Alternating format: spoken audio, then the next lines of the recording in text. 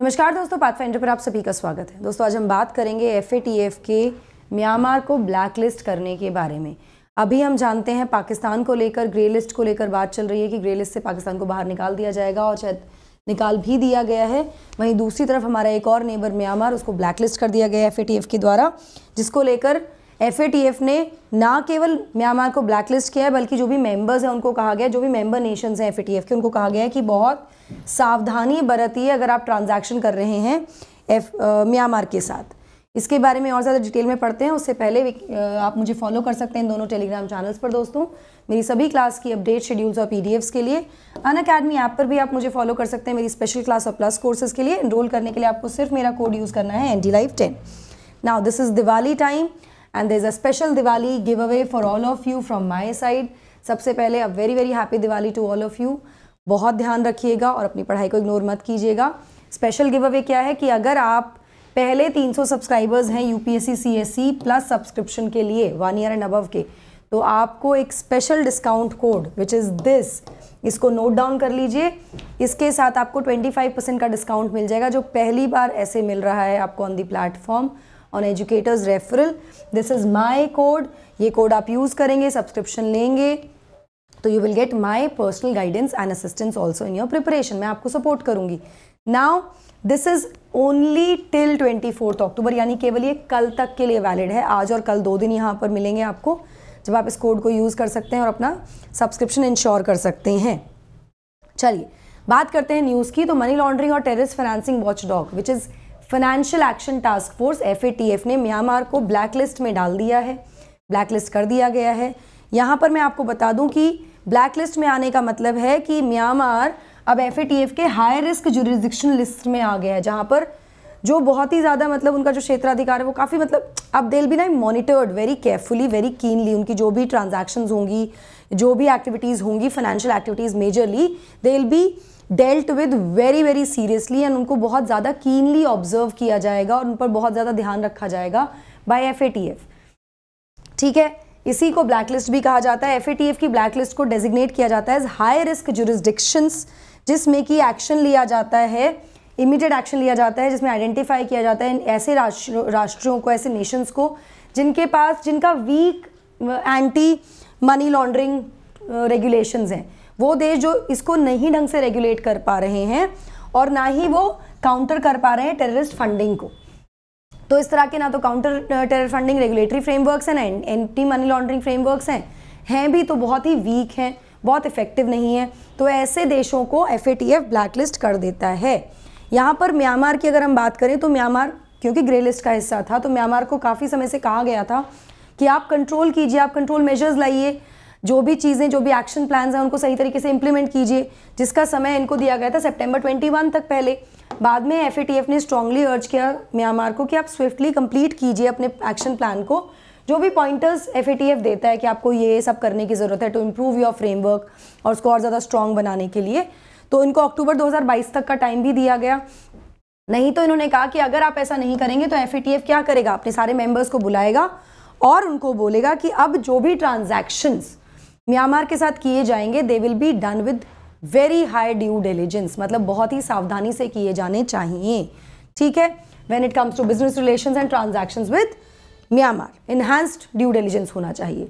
यहाँ मैं आपको बता दूँ, जब हम इन्हांस्ड ड्यू डिलिजेंस मेजर्स की बात कर रहे हैं तो इसका मतलब ये हुआ कि जो भी देश हैं उनको इंश्योर करना है कि जो भी उनका फ्लो ऑफ फंड्स है, अब देखिए एक तो होता है बिजनेस ट्रांजैक्शंस जो हो रहे हैं, या फिर एक तरीका है जहाँ पे बिजनेस ट्रांजैक्शंस हो रहे हैं किसी कंट्री के साथ, किसी नेशन के साथ। दूसरा, there are a lot of funds which are provided for humanitarian assistance, मानवीय आधारों पर म्यांमार को या इस तरह के जो भी राष्ट्र हैं जहाँ पर आवश्यकता होती है इनकी, तो बहुत सारी कंट्री सपोर्ट करती हैं। ऐसे में जो ह्यूमैनिटेरियन मतलब मानवीय जो सहायता है जो वो प्रोवाइड की जा रही है, जो NPO की एक्टिविटीज़ हैं, यानी कि जो नॉन प्रॉफिट ऑर्गेनाइजेशन के जो भी काम है बच्चों के लिए, रेफ्यूजी कैंप्स के लिए एक्सेट्रा, जो भी किया जा रहा है, या फिर जो भी रेमिटेंसेस दिए जा रहे हैं, रेमिटेंसेस जो भी दिए जा रहे हैं उनको डिस्टर्ब नहीं करना है। इसका मतलब ये नहीं है, basically it is the business transaction that has to be taken care of. उसके अलावा जो भी चीज़ें की जा रही हैं मानवीय आधार पर सपोर्ट के लिए, वो वैसे ही चलेंगे, उनको डिस्टर्ब नहीं होना चाहिए। ये भी क्लियर हो जाता है यहाँ पे। Now Myanmar should continue to work on implementing its action plan. साथ में FATF ने ये भी कहा है कि भाई आपकी जो भी कमियां हैं, अभी जो भी कमियां रह रही हैं रेगुलेटरी फ्रेमवर्क में, उसमें आप प्लीज़ जो आपको प्लान दिया गया है FATF के द्वारा उस पर काम करते रहिए, स्ट्रांगली काम करते रहिए, उसको इम्प्लीमेंट कीजिए और इम्प्रूव्ड अंडरस्टैंडिंग डेमोन्स्ट्रेट कीजिए when it comes to money laundering risk in key areas जहाँ पर मनी लॉन्ड्रिंग एक्टिविटीज़ हो रही हैं। तो वहाँ पे आप बेसिकली अगर सिंपल शब्दों में आपको बताऊँ तो FATF का ये कहना है कि जो भी कमियाँ आपकी तरफ से छूट रही हैं in the regulatory frameworks when it comes to money laundering and terror financing, उस पर और ज़्यादा काम करने की आवश्यकता है और सीरियसली उसको इम्प्लीमेंट करने की आवश्यकता है, जो भी प्लान ऑफ एक्शन है। ठीक है, कि एरिया जिसमें demonstrating that on site and off site inspections are risk based, जो भी इंस्पेक्शंस हैं वो होने चाहिए रिस्क बेस्ड इंस्पेक्शंस हैं, पता लगना चाहिए। वहीं FATF ने ये भी अर्ज किया है म्यांमार को कि वो enhanced use of financial intelligence का इस्तेमाल करें। मतलब जो फाइनेंशियल इंटेलिजेंस है, जो भी एजेंसीज़ हैं जो इस तरह के ट्रांजैक्शंस को डील करती हैं, जो भी देश में चल रहा है जो which is not been regulated in a proper way, उसमें एक इन्हांस फाइनेंशियल इंटेलिजेंस का इस्तेमाल करें जब आती है बात लॉ इन्फोर्समेंट एजेंसीज़ की, in investigations and increase operational analysis also and dissemination by the financial intelligence units. तो बेसिकली जो भी ऑर्गेनाइजेशंस हैं, जो भी यूनिट्स हैं, वो सीरियसली काम करें और ज़्यादा बेहतर तरीके से काम करें ताकि जो भी कमियां डेफिशिएंसीज फिलहाल हैं उनको ओवरकम किया जा सके। Until that time Myanmar will be blacklisted. The FATF urged Myanmar to work to fully address its deficiencies. अब मैंने आपको बताया दो मेन चीज़ हैं जहाँ पर फोकस किया जाता है कि कंट्री बिल्कुल भी कॉम्बैट नहीं कर पा रही है मनी लॉन्ड्रिंग को और टेरर फाइनेंसिंग को। उसके आधार पर कंट्री की डेफिशिएंसीज हैं वो जो ओवर पावर करनी पड़ती हैं, ओवरकम करनी पड़ती हैं, तभी वो FATF की लिस्ट से बाहर आता है। ठीक है, otherwise Myanmar will remain in the list of countries subject to call for action. Call for action जिसमें मैंने आपको शुरुआत में बताया म्यांमार ब्लैक लिस्टेड रहेगा और कॉल फॉर एक्शन की कैटेगरी में रहेगा until it's full action plan is completed. जब तक कि FATF के द्वारा जो भी रेगुलेशंस, जो भी पॉइंटर्स दिए गए हैं एक्शन प्लान में, जो भी नंबर ऑफ पॉइंट्स दिए गए हैं कि आपको ये सब करना है, तब तक वो नहीं करते हैं, उसको सही तरीके से इंप्लीमेंट नहीं करते हैं, चीज़ें इंप्रूव नहीं होती हैं in terms of money laundering and terror financing, तब तक ये कॉल फॉर एक्शन वाली कैटेगरी में रहेगा जहाँ पर सभी राष्ट्रों को, सभी मेंबर्स को FATF के ये आगाह किया गया है कि बहुत ज़्यादा सावधानी बरतनी है to do business transactions with Myanmar. तो उससे क्या होगा, इनका जो भी एक्सपोर्ट इम्पोर्ट है वो अफेक्ट होगा, फाइनेंसेस इफेक्ट होंगे, इकोनॉमी प्रभावित होगी। तो यहाँ पर ये करना ज़रूरी है ना। FATF एक्चुअली है क्या? FATF एक ग्लोबल मनी लॉन्ड्रिंग और टेररिस्ट फाइनेंसिंग वॉचडॉग है। इसके बारे में आपसे बात कर चुकी हूँ पहले सेशन में भी, पर फिर से बता देती हूँ। स्टैब्लिश की गई थी by G7 summit that was held in Paris in 1989 और इसका मतलब उद्देश्य क्या था? उस समय बहुत ज़्यादा मनी लॉन्ड्रिंग की बहुत ज़्यादा कंसर्न्स आ रही थी, उसको ओवरकम करने के लिए उसके रिस्पॉन्स में एक पॉलिसी मेकिंग बॉडी की तरह काम करता है FATF। और इसका उद्देश्य जो है वो ये है कि एक पॉलिटिकल विल जनरेट की जाए उन देशों में जहाँ पर कमज़ोरियाँ आ रही हैं, जहाँ पर रेगुलेशंस वीक हैं या इफ़ेक्टिवली काम नहीं कर रहे हैं, to combat money laundering and terror financing. Majorly इसी पर काम करता है और वो किस तरह से फिर वो पैसा सर्कुलेट होता है, उससे आतंकवाद की गतिविधियों में मतलब बढ़ावा मिलता है, ऑल दीज थिंग्स। तो बेसिकली उनको कॉम्बैट करने के लिए अगर आप नहीं कर पा रहे तो एक पॉलिटिकल विल जनरेट करने का काम करता है FATF, being a policy making body. ठीक है, जिसमें कि जो नेशनल लेजिस्लेटिव रेगुलेटरी रिफॉर्म्स लाई जा सके देशों में, तो जो भी गवर्नमेंट्स हैं उनको थोड़ा सा और ज़्यादा मोटिवेट करने का काम भी यहाँ पर करता है। FATF ने डेवलप किया FATF रिकमेंडेशंस या फिर FATF स्टैंडर्ड्स जो इंश्योर करते हैं कोऑर्डिनेटेड ग्लोबल रिस्पॉन्स, सहयोग के साथ एक वैश्विक रिस्पॉन्स जिससे कि प्रिवेंट किया जा सके ऑर्गेनाइज क्राइम, करप्शन और टेररिज्म। तीन मेन मुद्दों पर काम करता है। ऑर्गेनाइज क्राइम्स को कंट्रोल किया जाए, मनी लॉन्ड्रिंग है ना, corruption, money laundering, terror financing and terrorism, इन तीनों एक्टिविटीज़ को प्रिवेंट किया जा सके ग्लोबली साथ में आकर। इसके साथ साथ ये हेल्प करते हैं अथॉरिटीज़ को go after the money of criminal dealing with illegal drugs. Now साथ में FATF और क्या काम करता है? जो भी अथॉरिटीज़ हैं अलग अलग राष्ट्रों की, जो भी मेंबर कंट्रीज़ हैं इसकी, इसमें उन अथॉरिटीज़ को मदद करता है कि उन लोगों के पीछे जाके उनको कैसे पकड़ना है जो इन्वॉल्व हैं, जो इस पैसे को ला रहे हैं in the from the activities like illegal drugs, human trafficking या जो भी इस तरह के क्राइम्स हैं। वो जो पैसा आ रहा है उनको कैसे रोका जाए या पकड़ा जाए। FATF साथ में काम करता है to stop funding for weapons of mass destruction. FATF ये भी इंश्योर करता है जो मास डिस्ट्रक्शन के वेपन्स हैं उसके लिए फंडिंग ना पहुंचाई जाए, ना मिले।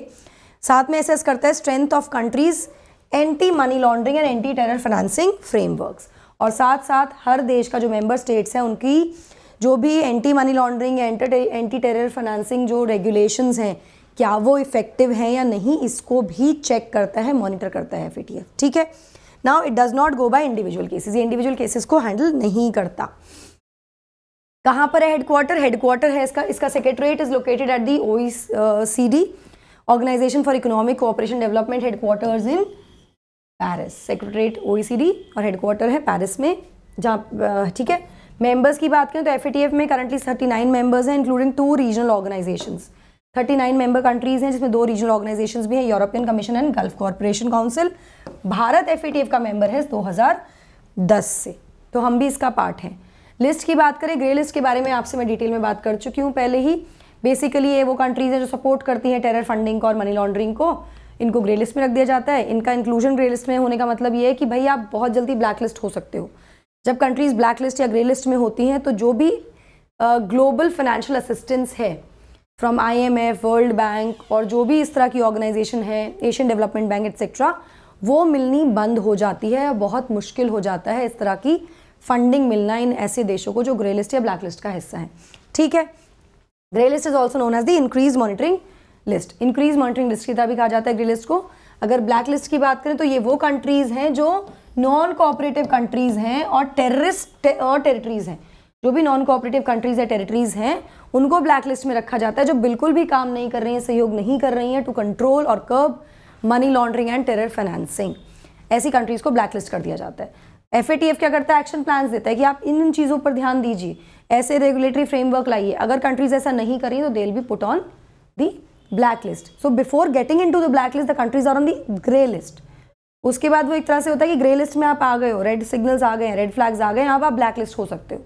ठीक है, जिसके बाद फिर उनकी जो भी इंटरनेशनल एक तरह से एक्सपोर्ट इम्पोर्ट है या जो बिजनेस है वो प्रभावित होता है, बिकॉज FATF ऐसे कॉल फॉर एक्शन के लिए अपने मेंबर्स को बोल देता है कि आप नहीं करिए इनके साथ जो भी बिजनेस ट्रांजैक्शंस हैं। The countries support terror funding and money laundering activities.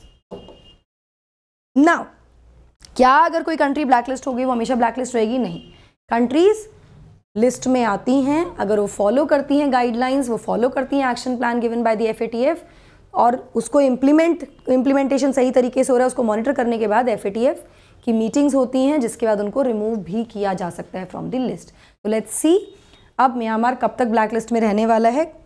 We have to just wait and watch. So again a very very important announcement, biggest Diwali give away है आपके लिए, जहाँ पे 25% डिस्काउंट मिल रहा है आपको स्पेशल कोड पर। ये केवल कल रात तक ही वैलिड होगा क्योंकि दिवाली के लिए है।